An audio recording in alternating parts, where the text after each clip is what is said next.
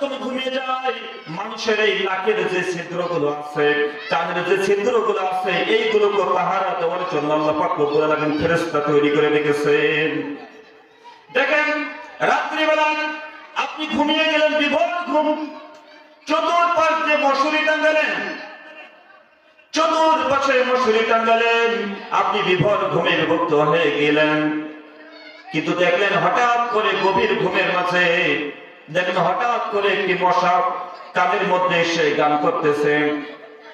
ঘুম থেকে জাগ্রত হলেন, ঘুম থেকে জাগ্রত হয়ে আপনি যখন দেখলেন যে কি ব্যাপার, মশা কোন দিক দিয়ে প্রবেশ করলো, আমার তো মশারি টাঙ্গানো আছে, লাইট দিয়ে টর্চ লাইট দিয়ে যখন আপনি মশাগুলো কোন দিক দিয়ে বেলা প্রবেশ করলো, আপনি যখন মশারের চতুর্দিক দিয়ে যখন আপনি সেটা তল্লাশি চালাতে শুরু করেন, দেখলেন হঠাৎ করে এই যে বিশাল মশারি, এই বিশাল মশারির মধ্যে মাত্র ছোট্ট একটি ছিদ্র, ওই ছিদ্রটি দিয়ে মশাটি প্রবেশ করেছে।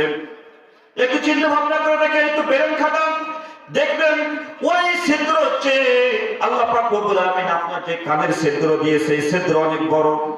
ওই মশারির ছিদ্র হচ্ছে আপনার যে আল্লাহ পাক রব্বুল আলামিন নাকের ছিদ্র দিয়েছেন, এই ছিদ্রটা অনেক বড়।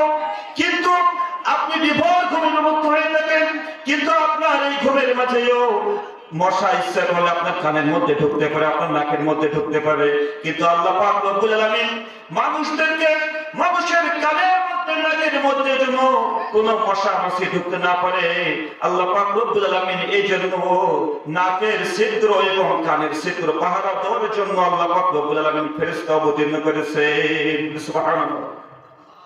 মশারি ছোট্ট ছিদ্র দিয়েও মশা ঢোকে, কিন্তু আপনি আমি কত ঘুমাই, ঘুমের মধ্যে বিভক্ত হয়ে থাকি, কিন্তু আপনার আমার কানের মধ্যে কোনো মশা প্রবেশ করতে পারে না। কেন পারে না আপনি জানেন? আপনি একটু চিন্তা ভাবনা করে দেখেন, আল্লাহ পাক রব্বুল আলামিন ওইখানেও আল্লাহ পাক তিনি ফেরেশতা নিযুক্ত করে রেখেছেন যেন আমাদের কানের মধ্যে নাকের মধ্যে যেন ফেরেশতা মশা ঢুকতে না পারে।